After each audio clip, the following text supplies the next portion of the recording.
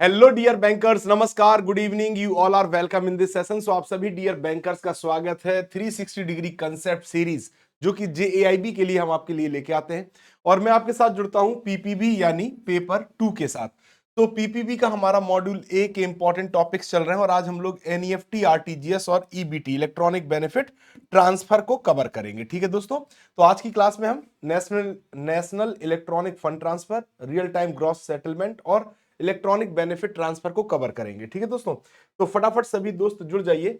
सबसे पहले मेरा नाम है अरविंद सर और मैं आपके लिए आपके साथ जुड़ता हूं हमारे टेलीग्राम चैनल पर भी, जेएआईबी सीएआईबी बाय अरविंद सर, या क्यूआर कोड को स्कैन करके भी आप हमारे साथ जुड़ सकते हैं। चलिए, तो सबसे पहले बात करेंगे national electronic fund transfer system की, यानी एनईएफटी की। तो देखो, लास्ट क्लास में हम लोगों ने रेमिटेंस के बारे में पढ़ा था। क्या पढ़ा था? रेमिटेंस, है ना, रेमिटेंस हमने पढ़ा था। और रेमिटेंस का मतलब हमने बताया था कि एक सेंटर से अगर दूसरे सेंटर पे फंड को ट्रांसफर करना है तो फंड ट्रांसफर करने के लिए हम रेमिटेंस वर्ड का यूज करते हैं। और हमने पुरानी तरकीब या पुरानी तकनीक भी पढ़ी थी, साथ ही साथ हमने चेक यानी बैंकर्स चेक और हमने डिमांड ड्राफ्ट को भी कवर किया था। अब आज की क्लास में हम लोग डिजिटल पेमेंट की जो भी सर्विसेज हैं उनको पढ़ेंगे। और इन डिजिटल पेमेंट सर्विसेज में सबसे पहले हमारे साथ आता है national electronic fund transfer, NEFT. So जब भी हम एनईएफटी से फंड ट्रांसफर करते हैं, किसके थ्रू? एनईएफटी के थ्रू अगर हम फंड ट्रांसफर करते हैं तो हाँ, जब भी हम एनईएफटी के थ्रू फंड ट्रांसफर करते हैं तो एक अकाउंट से हम दूसरे अकाउंट में फंड ट्रांसफर कर सकते हैं। और जब भी एनईएफटी से आप ट्रांसफर करोगे तो ना तो कोई मिनिमम लिमिट होती है और ना ही कोई मैक्सिमम, यानी आप कितना भी पैसा एक अकाउंट से दूसरे अकाउंट में क्या कर सकते हैं? ट्रांसफर कर सकते हैं। ठीक है दोस्तों, तो national electronic fund transfer facility is the national wide facility. कैसी है दोस्तों ये? National national wide fund transfer facility, यानी भारत की ज्योग्राफी पे कहीं पे भी यदि आप पैसा भेजना चाहते हैं तो आप एनईएफटी का प्रयोग करके, नेशनल इलेक्ट्रॉनिक फंड ट्रांसफर का प्रयोग करके पैसा भेज सकते हैं। और एनईएफटी को ओन्ड एंड ऑपरेट कौन करता है? एनईएफटी का मालिक यानी ओन्ड कौन करता है? ओन्ड एंड ऑपरेट, ऑपरेट कौन करता है? Operate reserve bank of India करता है। यानी ये सेंट्रलाइज पेमेंट सिस्टम है। क्या है दोस्तों? Centralise payment system. ठीक है, ये क्या है? Centralise payment system. यानी एनईएफटी और आरटीजीएस ये दोनों सेंट्रलाइज पेमेंट सिस्टम है। इसका मतलब है इन्हें ओन्ड एंड ऑपरेट कौन करेगा? रिजर्व बैंक ऑफ इंडिया करेगा। कौन करेगा? Reserve bank of India. So NEFT की जो सेवा है ये 2005 से स्टार्ट की गई है। कब स्टार्ट की गई है? 2005 से इसे स्टार्ट किया गया है ना, एस्टेब्लिश किया गया है। और अगर हम बात करें दोस्तों तो इसे मेंटेन कौन करता है? Institute for development and research in banking technology यानी आईडीआरबीटी। ठीक है, तो आईडीआरबीटी के द्वारा इसको डेवलप किया गया है। अगर हम बात करें तो मैंने ऑलरेडी बता दिया है कि एनईएफटी से अगर आप फंड ट्रांसफर करोगे तो ना तो कोई मिनिमम लिमिट होती है और ना ही कोई मैक्सिमम लिमिट होती है ना। One can remit up to 2 lakh rupees per transaction to the beneficiary residing in Nepal provided the sender maintain account with any NEFT enable bank branch in India. इसको अलग से समझते हैं। इनका कहना है कि अगर आप एनईएफटी के तहत, किसके तहत? एनईएफटी के तहत अगर आप अपना पैसा इंडिया से, कहां से? इंडिया से, याद रखिएगा वन वे है सिर्फ, इंडिया से अगर आप नेपाल भेजना चाहते हैं, कहां भेजना चाहते हैं? नेपाल भेजना चाहते हैं, तो इसके लिए एक एग्रीमेंट हुआ है और इस एग्रीमेंट का नाम है Indo Nepal remittance remittance agreement. Indo Nepal remittance agreement. ठीक है, तो इस एग्रीमेंट के तहत भारत से नेपाल पैसा ट्रांसफर किया जा सकता है। अब मान लो इंडिया से अगर आप नेपाल पैसा ट्रांसफर करना चाहते हैं, ये वन वे सिस्टम है। कैसा? वन वे, यानी सिर्फ इंडिया से आप नेपाल ही पैसा भेज पाएंगे। तो यहां पे कोई भी NEFT enable, NEFT enable, enable यानी जो ये सुविधा देती हो, इनेबल बैंक ब्रांच में आप जा सकते हैं। बैंक ब्रांच के थ्रू आप पैसा ट्रांसफर कर सकते हैं। एनईएफटी इनेबल बैंक ब्रांच के थ्रू आप पैसा ट्रांसफर कर सकते हैं। अब देखिए, यहां पे दो तरीके से कस्टमर पैसा ट्रांसफर कर सकता है। या तो वो अकाउंट के थ्रू भी पैसा भेज सकता है, यानी इंडिया में अकाउंट से पैसा भेजा जाए और वो पैसा नेपाल के अकाउंट में पैसा जाए। तो यहां पे पर ट्रांजेक्शन आप 2 लाख रुपए तक, 2 लाख रुपए तक, रुपए 2 लाख तक आप पर ट्रांजेक्शन ट्रांजेक्शन आप ट्रांसफर कर सकते हैं। पर ट्रांजेक्शन कितना भेज सकते हैं? 2 लाख रुपए तक, ठीक है। और ऐसी कोई लिमिट नहीं कि एक साल में कितना भेज पाएंगे। लेकिन मामला कब फंसता है? मामला फंसता है जब कोई भी व्यक्ति कैश में पैसा लेके आता है। कैसे लेके आता है? कैश में। यानी वो कस्टमर क्या कहलाएगा? Walk in customer, walk in customer, ठीक है। और अगर वो इंडिया से नेपाल पैसा भेजना चाहता है, इंडिया से नेपाल पैसा भेजना चाहता है, तो ये सिर्फ एक बार में रुपए 50,000 ही भेज पाएगा। कितना भेज पाएगा? 50,000 रुपए ही भेज पाएगा, क्योंकि ये जो ट्रांसफर हो रहा है ये कैसा है? Cash based. कैसा है दोस्तों? कैश बेस्ड ट्रांसफर है, ठीक है। कैसा ट्रांसफर है? कैश बेस्ड ट्रांसफर है, ठीक है दोस्तों। डन है? क्लियर है? नाउ अब अगर हमारी हम बात करें तो 1 ईयर में, एक साल में आप 12 सेटलमेंट कर सकते हैं। 12 सेटलमेंट आप कर सकते हैं। कितने सेटलमेंट कर सकते हैं? 12 सेटलमेंट आप एक साल में कर सकते हैं इंडो नेपाल रेमिटेंस स्कीम के तहत, ठीक है दोस्तों। डन है? ये इंडो नेपाल रेमिटेंस स्कीम पूरा मैंने आपको यहां पे बता दिया है। नाउ अगला पॉइंट आता है कि वॉक इन कस्टमर, जो कि नॉन कस्टमर है, जिसका कोई बैंक अकाउंट नहीं है, और अगर वो पैसा ट्रांसफर करना चाहता है, कहां पे? नेपाल भेजना चाहता है, जो कि वो पैसा कैश में लेके आया है, तो वो ट्रांजेक्शन कर सकता है नेपाल सिर्फ 50,000 रुपए एक बार में, ठीक है। So facilities a cross border remittance scheme to transfer fund from India to Nepal enable under NEFT. तो ये सुविधा अंडर एनईएफटी ही उपलब्ध कराई गई है। तो there is no limit on transaction if the sender maintain account with any NEFT enable bank branch in India. अगर कोई इंडिया से नेपाल पैसा भेज रहा है, याद रखिएगा, इंडिया से अगर वो नेपाल पैसा भेज रहा है और अगर ये अकाउंट से अकाउंट में ट्रांसफर हो रहा है, तो मैंने आपको दो बात बताई है। पहली बात तो इनके लिए कोई लिमिट नहीं है। दूसरी बात, ये पर ट्रांजेक्शन 2 लाख रुपए तक, पर ट्रांजेक्शन ये कितने रुपए तक? पर ट्रांजेक्शन 2 लाख रुपए तक भेज सकते हैं। बट अगर वो कैश में ट्रांसफर करेगा तो एक साल में सिर्फ कितने रेमिटेंस मिलेंगे? 12। और पर रेमिटेंस में मैक्सिमम कितना भेज पाएगा? 50,000 रुपए ही भेज पाएगा, ठीक है दोस्तों। सो एनईएफटी की अगर हम बात करें तो एनईएफटी पहले आपको 8 बजे से 6:30 बजे तक, पहले आपको 8 बजे से शाम को 6:30 बजे तक की सुविधा ही प्रोवाइड की जाती थी। लेकिन अब एनईएफटी 24/7/365 फैसिलिटीज है। यानी आप 24 घंटे 7 दिन 365 दिन साल के पैसा भेज सकते हैं। और ये कब से इनेबल हो गया? 2019 से। कब से हो गया? 2019 से। तो अगर हम बात करते हैं एक दिन में, अब एक और क्वेश्चन आता है कि एक दिन में कितना पैसा भेजा जा सकता है। तो चूंकि एनईएफटी के तहत जो भी पैसा भेजा जाता है, एनईएफटी के तहत जो भी पैसा भेजा जाता है वो बैचेस में ट्रांसफर किया जाता है। कैसे भेजा जाता है? बैचेस में। कैसे भेजा जाता है? बैचेस में ये पैसा भेजा जाता है। और एक दिन में 48 बैच में पैसा ट्रांसफर होता है। इसका मतलब क्या हुआ? एक बैच आपका जो होता है वो 30 मिनट का होता है। कितना होता है? 30 मिनट का एक बैच होता है, ठीक है दोस्तों। और पहला बैच रात में 12:30 बजे स्टार्ट होगा और लास्ट बैच रात में 12 बजे खत्म होगा, ठीक है दोस्तों। डन है? क्लियर है? तो टोटल कितने बैच हैं? 48। अब एक और पॉइंट कि अगर आप एनईएफटी से पैसा भेजते हैं, अगर आप एनईएफटी से पैसा भेजते हैं, तो आपको जिस बेनिफिशियरी की जो ब्रांच होगी, बेनिफिशियरी की जो ब्रांच होगी, उस ब्रांच का आपको क्या पता होना चाहिए? IFSC code. क्या पता होना चाहिए? IFSC, Indian financial system code. Actually ये होता क्या है? किसी बैंक ब्रांच की अद्वितीय पहचान के लिए, किसी बैंक ब्रांच, किसी भी बैंक ब्रांच की यूनिक आइडेंटिफिकेशन के लिए, है ना, यूनिक आइडेंटिफिकेशन के लिए प्रोवाइड किया गया 11 डिजिट का, हाउ मेनी डिजिट? 11 डिजिट का अल्फा न्यूमेरिक कोड होता है। अल्फा न्यूमेरिक कोड होता है। कैसा कोड होता है? अल्फा न्यूमेरिक कोड होता है, ठीक है दोस्तों। सो अगर हम बात करें तो जो फर्स्ट 4 कैरेक्टर होते हैं, फर्स्ट 4 कैरेक्टर होते हैं वो बैंक के बारे में बताते हैं। जो फिफ्थ कैरेक्टर होता है, कौन सा? फिफ्थ कैरेक्टर होता है वो हमेशा 0 होता है, जिसे सेंट्रल कोड कहा जाता है। और जो रिमेनिंग कोड बचते हैं वो होता है ब्रांच कोड। क्या होता है दोस्तों? ब्रांच कोड होता है, ठीक है। इसी से उस ब्रांच को आइडेंटिफाई किया जाता है। कि ये ब्रांच किस बैंक की है और कौन सी ब्रांच है। ठीक है दोस्तों, डन है, क्लियर है। तो ये आपके लिए आईएफएससी की हमने बात की, किसकी बात की, आईएफएससी की बात की। ठीक है, इंडियन फाइनेंशियल सिस्टम कोड। ठीक है दोस्तों, डन है।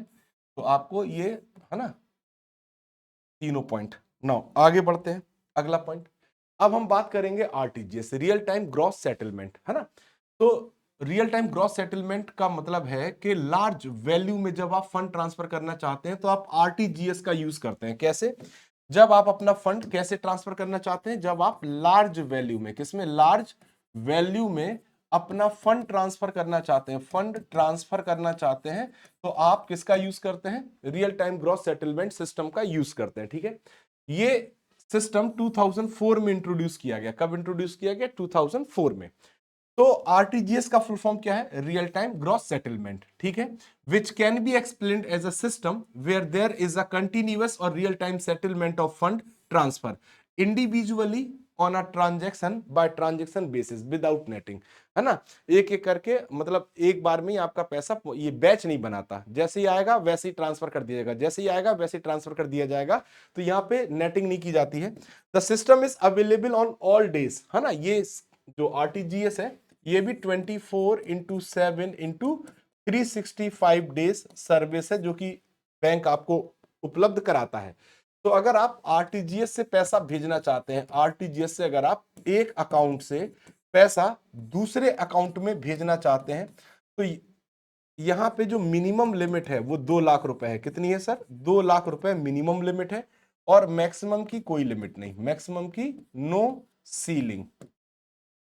तो कोई भी अपर सीलिंग नहीं है, मिनिमम 2 लाख रुपए आपको ट्रांसफर करना पड़ेगा। तो RTGS is primarily meant for large value fund transaction. जब बड़ा पैसा भेजना होता है तो हम किसका यूज करते हैं, आरटीजीएस का।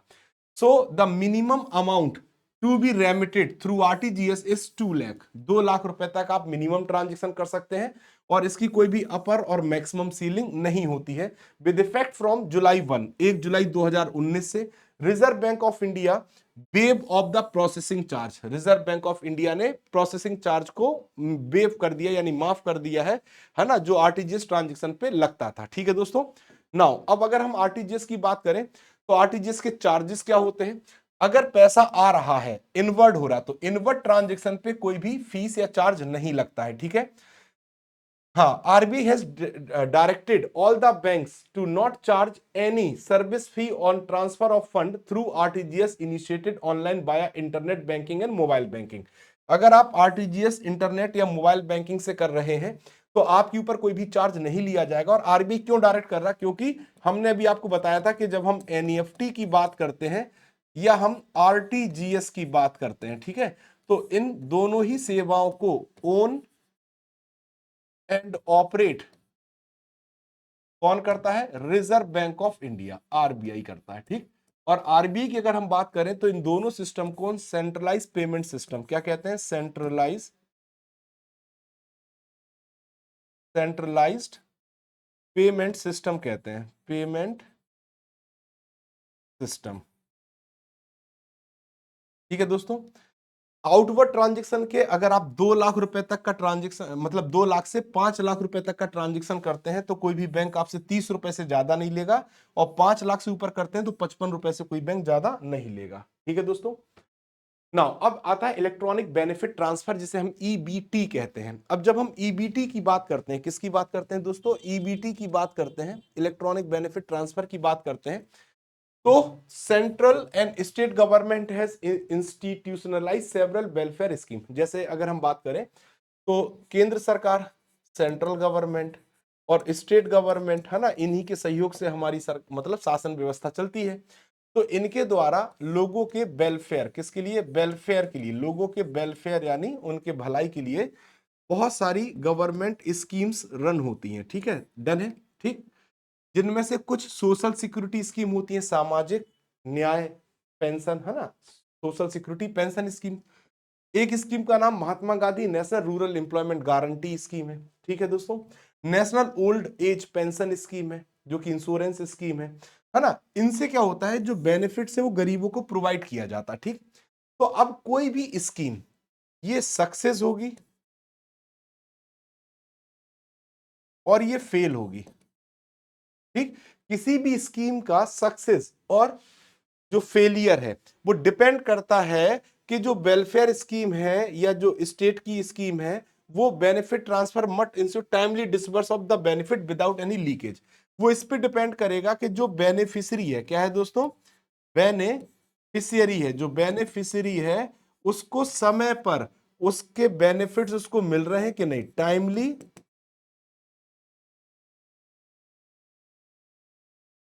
डिसबर्समेंट, डिसबर्समेंट है ना, टाइम पे डिसबर्समेंट हो और बेनिफिशियरी को उसका पैसा मिल जाए। अगर ऐसा हो पा रहा तो इनको लाभ मिलेगा, पुअर को फायदा होगा, तो हमारी स्कीम क्या हो जाएगी, सक्सेस की तरफ चली जाएगी।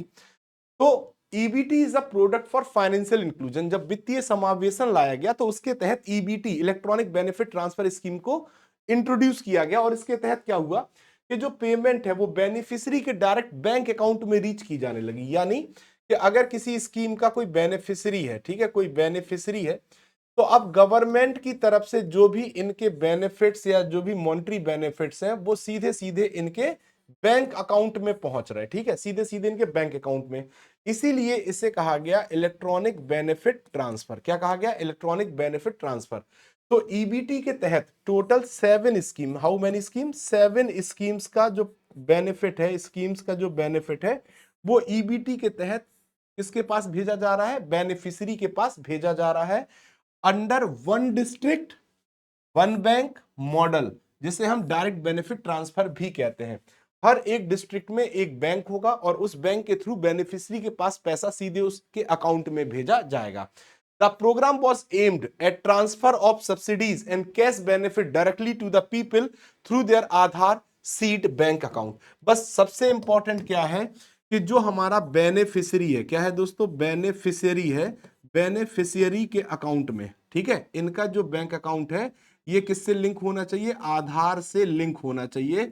आधार से लिंक होने को कहते हैं आधार सीडिंग, है ना, जिससे यूनिक आइडेंटिफिकेशन किया जा सके बेनिफिशियरी का और उसके सीधे अकाउंट में पैसा ट्रांसफर किया जा सके। ठीक है दोस्तों, so EBT function on one district many bank one leader bank. अब ये जो ईबीटी काम कर रहा है, इलेक्ट्रॉनिक बेनिफिट ट्रांसफर जो स्कीम काम कर रही है वो कैसे कर रही है कि एक डिस्ट्रिक्ट, किसी एक डिस्ट्रिक्ट, हर एक डिस्ट्रिक्ट में ये स्कीम जाएगी, डिस्ट्रिक्ट में, ठीक है, वन डिस्ट्रिक्ट, इसमें बहुत सारे बैंक, मैनी बैंक, एक से ज्यादा मैनी बैंक क्या होंगे, कनेक्ट होंगे और इन बैंक्स के थ्रू, इन बैंक्स के थ्रू बेनिफिशियरी के पास क्या पहुंचेगा, पैसा। इन बैंक्स के थ्रू क्या किया जाएगा, जो बेनिफिशियरीज होंगे उनको पैसा उनके अकाउंट में डायरेक्ट ट्रांसफर किया जाएगा। अब बेनिफिशियरी के अकाउंट भी अलग अलग बैंक में होते हैं ना, इसलिए, ठीक है, उनके अकाउंट में क्या कर दिया जाएगा, ट्रांसफर कर दिया जाएगा।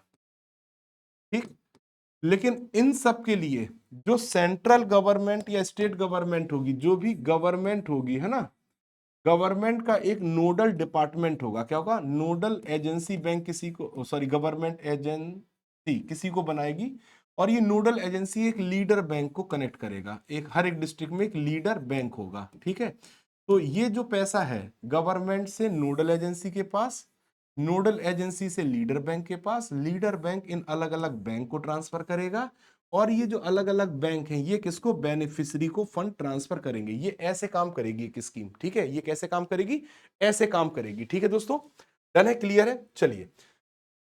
इसी मॉडल को मैंने बताया है EBT scheme model. State government deal only the one leader bank. तो देखो यहां पे मैंने क्या कहा है कि जो हमारी स्टेट गवर्नमेंट होगी, जो स्टेट गवर्नमेंट होगी वो नोडल एजेंसी के थ्रू सिर्फ एक लीडर बैंक को डील करेगी, है ना, इसी से एक डील करेगी। ठीक है, तो जो हमारा state government deal only one leader bank in the district designated by it consultation with the RBI regional office and SLBC. अब वो लीडर बैंक कैसे चुना जाएगा, तो उस राज्य में जो आरबीआई का रीजनल ऑफिस होगा उसकी मदद ली जाएगी और स्टेट लेवल ब्लॉक कमेटी की मदद ली जाएगी। वो उस लीडर बैंक का नाम बताएगी। लीडर बैंक अरेंज करेगा दूसरे बैंकों के साथ डिस्ट्रिक्ट में, जिससे रेवेन्यू शेयरिंग कॉन्ट्रैक्ट के आधार पर कि कैसे ज्यादा से ज्यादा बेनिफिशरीज को उनका फंड ट्रांसफर किया जाए।